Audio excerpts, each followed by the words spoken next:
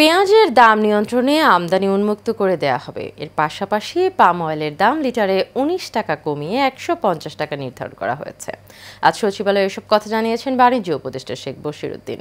আর বাণিজ্য সচিব বলেন, চলতি অর্থ বছরে সরকারের রপ্তানি আয়ের লক্ষ্যমাত্রা $৬,৩৫০ কোটি নির্ধারণ করা হয়েছে। সচিবালয়ে এক সংবাদ সম্মেলনে এসব কথা বলেন তারা। বিস্তারিত নূর মোহাম্মদ ভুঁইয়ার রিপোর্টে। টানা ৪ মাস স্থিতিশীল থাকার পর ঊর্ধ্বমুখী দেশের বর্তমান মূল্যস্ফীতি, এতে কিছুটা নড়েচড়ে বসেছে বাণিজ্য মন্ত্রণালয়। বেঁধে দেয় ২০২৫-২৬ অর্থবছরের রফতানি লক্ষ্যমাত্রা। সচিবালয়ের সংবাদ সম্মেলনে বাণিজ্য সচিব জানান, চলতি অর্থবছরে সরকারের রফতানি আয়ের লক্ষ্যমাত্রা $৬,৩৫০ কোটি নির্ধারণ করা হয়েছে। তবে আমরা সেক্টরের সাথে বসে বিস্তারিত একদম ডিটেইলড স্টেকহোল্ডার কনসালটেশন করেই কিন্তু এটা করেছি, এবং সেই কারণে দেখবেন যে গত বছরের লক্ষ্যমাত্রার সাথে অর্জনের মোটামুটি বেশ ভালো সামঞ্জস্য আছে। সাংবাদিকদের প্রশ্নের জবাবে বাণিজ্য উপদেষ্টা শেখ বশিরউদ্দিন বলেন, যুক্তরাষ্ট্রের আরোপিত শুল্ক আরও কমাতে প্রয়োজনীয় সব ব্যবস্থা নেবে সরকার।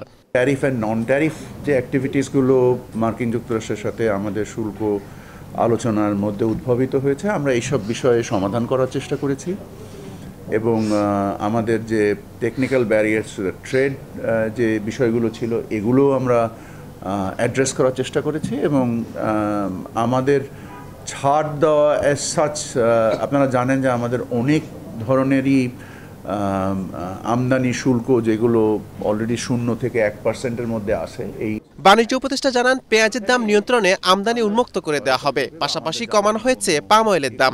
আমরা তো বহুদিন ধরে পেঁয়াজ আমদানি করছি না।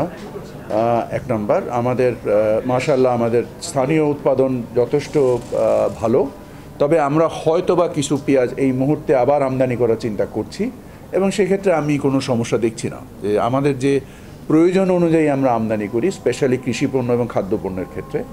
ভারতের সঙ্গে অনেক বাণিজ্য ঘাটতি রয়েছে জানিয়ে শেখ বশিরউদ্দিন বলেন, দেশটির বাণিজ্য মন্ত্রণালয়কে চিঠি দেওয়া হলেও তারা এখনো সাড়া দেয়নি। এমনি তো আমাদের সাথে ব্যাপক বাণিজ্য ঘাটতি ভারতের রয়েছে। নূর মোহাম্মদ ভুঁইয়া, এশিয়ান টেলিভিশন, ঢাকা।